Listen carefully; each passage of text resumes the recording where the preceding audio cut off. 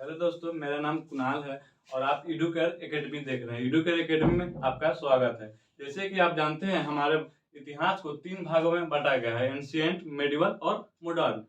तीनों को 3 भाग में बांटने का श्रेय क्रिस्टोफ सिलियरस को जाता है, जिसमें मध्यकालीन भारत एक इतिहास का प्रमुख भाग है। इसमें गजनवी वंश को हम लोग आज टॉपिक को क्लियर करेंगे, जिसमें गजनवी के से पूरे 17 आक्रमण किए भारत पर। 17 आक्रमण से हर एक एग्जाम में बार बार क्वेश्चन रिपीट किए जाते हैं। इसको हम देखेंगे आज और उसको क्लियर करेंगे। ठीक है, गजनवी देखिए, अफगानिस्तान में गजनी शहर था, जिसके नाम पर गजनी वंश का स्थापना किया गया 973 ईस्वी में। गजनी वंश का स्थापना करने का श्रेय अलाउद्दीन को जाता है। कहा इतिहासकारों का मत है कि अलाउद्दीन अब्दुल मलिका दास था, जो 973 ईस्वी में गजनी वंश का स्थापना किया था। भारत में पहला आक्रमण 987 ईस्वी में किया था सुबक्तगीन ने, लेकिन विफल रहा। दूसरा आक्रमण सुबक्तगीन 977 ईस्वी में गजनी वंश का शासक बना, जो अलाउद्दीन का दास और दामाद था। ठीक, 1977 से 998 तक गजनी वंश का शासक रहा। उसके बाद 998 में पेशावर का राजा जयपाल के खिलाफ सुबक्तगीन आक्रमण किया, लेकिन जयपाल ने सुबक्तगीन की मृत्यु कर दी। उसके बाद गजनी वंश का अगला शासक मोहम्मद गजनवी बना, जो 998 से 930 तक महत्वपूर्ण 17 बार आक्रमण किए। जो 17 आक्रमण को हम लोग आज इसको देखेंगे। ठीक, ये जयपाल के खिलाफ था। पहला आक्रमण जयपाल के खिलाफ जो 1000 ईस्वी में गजनवी किया था, इसमें जयपाल जो था वो बच निकला था। ठीक है, उसके बाद 1001 या 2 में जयपाल के ही खिलाफ था, जिसमें जयपाल को बुरी तरह पराजित किया करता है और एक समझौता होता है, जिसमें 2.5 लाख दिनार, सोने का दिनार, 25 हाथी और कई बड़े शहर और कई बड़े किले देने पड़े थे जयपाल को, और ये देने पड़े थे। उसके बाद गजनी था वो अपने गजनवी था, गजनी वापस लौट गया था। ठीक, उसके बाद जयपाल शर्म के मारे अग्नि कुंड में आत्मदाह कर लिया और उसकी मृत्यु हो गई। उसके बाद जो तीसरा आक्रमण था उच्च के राजा वाजरा के खिलाफ था। इतना महत्वपूर्ण नहीं है दोस्तों, फिर भी हमने लिख दिया है। ठीक है, चौथा आक्रमण था 1005 ईस्वी में मुल्तान के राजा अब्दुल फतेह दाऊद के खिलाफ था। ये इसलिए किया था कि वहाँ जो सुन्नी वंश को स्वीकार कराने के लिए गजनवी ने अब्दुल फतेह दाऊद को पर आक्रमण किया था, पर अब्दुल फतेह दाऊद ने सुन्नी स्वीकार नहीं किया, तो अब्दुल फतेह दाऊद की हत्या करके 1005 ईस्वी में गजनवी ने सुखपाल को नौशा शाह के नाम से भी जाना जाता है। नौशा शाह और जयपाल के पुत्र आनंदपाल के पुत्र थे। आनंदपाल के पुत्र थे सुखपाल और एक और पुत्र थे सुखपाल, जो अभी आगे लिखा है, आगे भी उसको देखेंगे। 1000 उसके बाद मुल्तान के राजा अब्दुल फतेह दाऊद की मृत्यु करके वहां पे 1005 ईस्वी में सुखपाल को बैठा दिया। पर कहा जाता है इतिहासकारों के द्वारा कि सुखपाल ने सुन्नी वंश को स्वीकार किया था। हिंदू धर्म छोड़ सुन्नी वंश को स्वीकार किया था। उसके बाद अब्दुल गजनवी ने इसको वहां का मुल्तान का राजा बनाया था। पर जैसे ही गजनी वापस लौटा, सुखपाल ने उसे कर देने में मना कर दिया और उसके बाद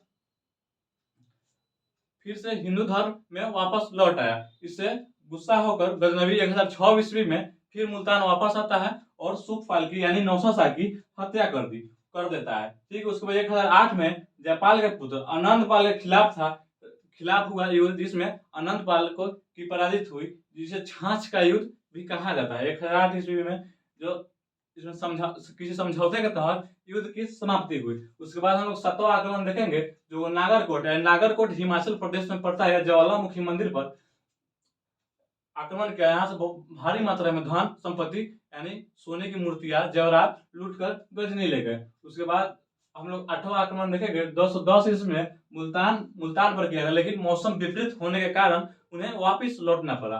ठीक है, उसके बाद फिर हम लोग 9वां आक्रमण देखेंगे 910 से लेकर 11 के बीच थानेश्वर के चक्र स्वामी मंदिर, जो हरियाणा में पड़ता है, जो भगवान कृष्ण को समर्पित था।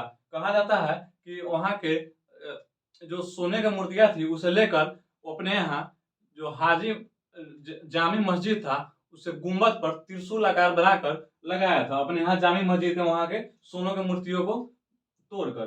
ठीक है, उसके बाद हम लोग 10वां आक्रमण देखेंगे जो 1014 से लेकर 15 के बीच आनंदपाल के पुत्र त्रिलोचन पाल के खिलाफ था। त्रिलोचन पाल के खिलाफ था, लेकिन त्रिलोचन पाल जान बचाकर किसी तरह जो कश्मीर के राजा लोहार वंश के वहां एक राजा था संग्राम राज कश्मीर का राजा था, जहां त्रिलोचन पाल ने शरण लिया और शरण लेने की वजह से त्रिलोचन पाल के खिलाफ भी गजनवी ने आक्रमण किया, जो आगे पढ़ेंगे। देखिए अब देखते हैं 12वां आक्रमण। 218 ईस्वी में उत्तर भारत में पहली बार 1018 ईस्वी में गजनवी ने आक्रमण किया, जो उत्तर भारत की राजधानी कनौज हुआ करती थी। वहां के राजा थे राज्यपाल, लेकिन राज्यपाल जान बचाकर किसी तरह भाग निकलते हैं और गजनवी वहां भारी मात्रा में धन लूट कर गजनी वापस चला जाता है। ठीक है, वहां के उसके बाद चंदेल वंश का राजा विद्याधर ने राज्यपाल की इस रवैया से नाराज होकर परेशान होकर अपने सामंत अर्जुन को भेजकर हत्या करवा दी 1018 ईस्वी में। ठीक है, उसके बाद 13वां आक्रमण हम लोग देखेंगे जो 1018 से लेकर 1019 के वृंदावन और मथुरा के खिलाफ था। वहां भी वृंदावन और मथुरा के मंदिरों को भरपूर मात्रा में लूटा गया और वहां से भरपूर मात्रा में धन, जेवरात, सोने चांदी की मूर्तियां और गजनी लेकर गया। ठीक, उसके बाद देखेंगे 14वां आक्रमण जो 1019 से लेकर 20 में विद्याधर ने गजनवी को पूरी तरह आक्रमण किया। इस तरह गजनवी विद्याधर ऐसा दूसरा शासक था जिसने गजनवी को दूसरी बार हराया था। पहला शासक जो हम लोग देखे राजपाल था जो 1000 ईस्वी में हराया था और किसी तरह बच निकला था। ठीक, 225 उसके बाद सबसे महत्व 15वां आक्रमण देखेंगे दोस्तों।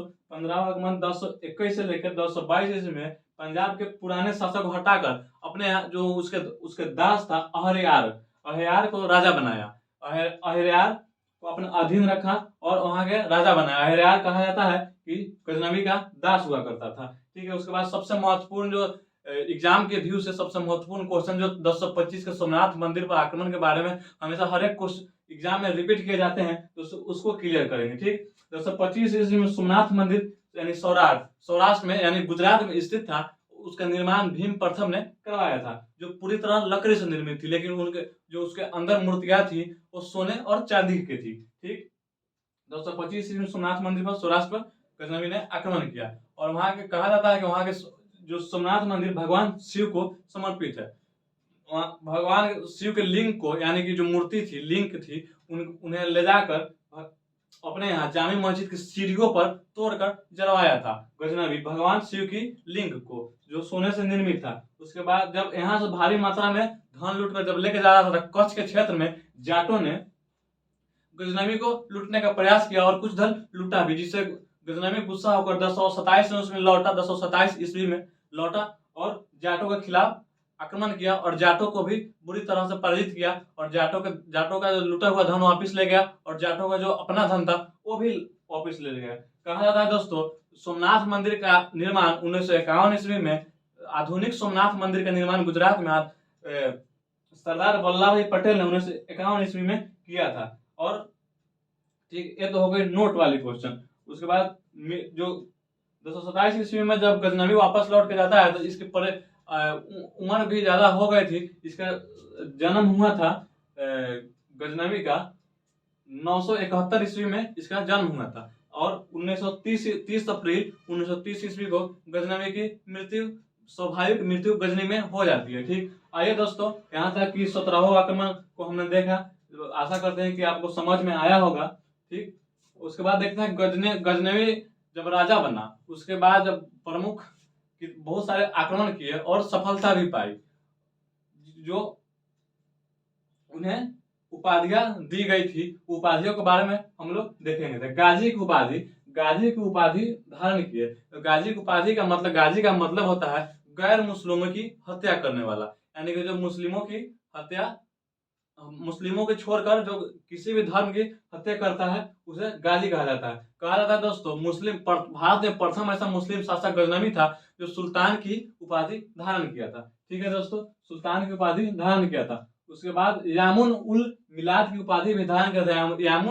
यामिन उल मिलाद का मतलब होता है मुस्लिमों का संरक्षक, यामीन उल मिलाद का मतलब होता है मुस्लिमों का संरक्षक। उसके बाद 3 उपाधि हम लोग देख लिए। उसके बाद जो गजनवी के राज दरबार में मुख्य कवि रहते थे, जिसमें 4 निम्न है, जो उत्बी, फिरदौसी, अल बरूनी, बैहाकी। आइए उत्बी को देखते हैं। उत्बी किताबुल यामिनी नामक पुस्तक लिखी थी, जो अरबी में थी। उसके बाद फिरदौसी ने शाहनामा लिखा था। शाहनामा को अफगानिस्तान का महाभारत भी कहा जाता है, ठीक। और फिरदौसी को पूर्व का होमर कहा जाता है। फिरदौसी को पूर्व का होमर कहा जाता है। और अफगानिस्तान सॉरी फिरदौसी जो पुस्तक लिखी थी शाहनामा, वो अफगानिस्तान में अफगानिस्तान का महाभारत कहा जाता है, ठीक। उसके बाद आइए अल बरूनी हर एग्जाम में पूछे जाते हैं, जो महत्वपूर्ण है। अल बरूनी किताबुल हिंद या तहकीक हिंद की रचना की थी, जो अरबी में थी। और इसकी जो इंग्लिश में अनुवाद किया था जचाऊ ने किया था, ठीक। सचाऊ ने इसका इंग्लिश में अनुवाद किया था, और हिंदी में अनुवाद रजनीकांत शर्मा ने किया था। हिंदी में अनुवाद रजनीकांत शर्मा ने किया था। ऐसा भी कहा जाता है दोस्तों कि पुराणों का अध्ययन करने वाला प्रथम मुसलमान अल बरूनी ही था। जो किताबुल हिंद यानी तहकीक हिंद, जो मुख्य रूप से भारत की संस्कृति और भारत की राजनीति के बारे में इस पुस्तक में चर्चा की गई है, ठीक है दोस्तों। उसके बाद बैहाकी तारीख सुबक्तगीन, जो सुबक्तगीन के तारीख में यानी सुबक्तगीन के जीवनी में जो लिखा है, वो बैहाकी ने तारीख सुबक्तगीन लिखा है। इसको पूर्व का पेप्स भी कहा जाता है दोस्तों। इसको पूर्व का पेप्स भी कहा जाता है, जो हर एक मतलब एग्जाम में पूछ लिए जाते हैं कि पूर्व का पेप्स किसे कहा जाता है। और जैसे फिरदौसी को पूर्व का होमर कहा जाता है, ये भी पूछ सकता है कि पूर्व का होमर किसे कहा जाता है, ठीक है दोस्तों। जो एक बात और है प्रमुख, जो गजनवी मुद्रा का जो प्रचलन किया था, जो दूसरी तरफ में अरबी में लेख लिखवाता था और दूसरी तरफ संस्कृत में लिख लिखवाता था, जो एक महत्वपूर्ण एग्जाम के व्यू से हो जाता है। जो चांदी का सिक्का चलाया था गजनवी एक तरफ अरबी में कलमा खुदवाया था, दूसरी तरफ फारसी में संस्कृत में लिखवाया था, ठीक है दोस्तों। इसी के साथ हमारे गजनवी का जो टॉपिक है वो यहाँ पर समाप्त हुआ, और मिलेंगे नेक्स्ट सेशन में। आशा करते हैं कि आपको ये टॉपिक समझ में आया होगा, और इसी तरह सपोर्ट कीजिए, और चैनल को सब्सक्राइब और लाइक भी कीजिए और शेयर भी कीजिए। Thank you so much.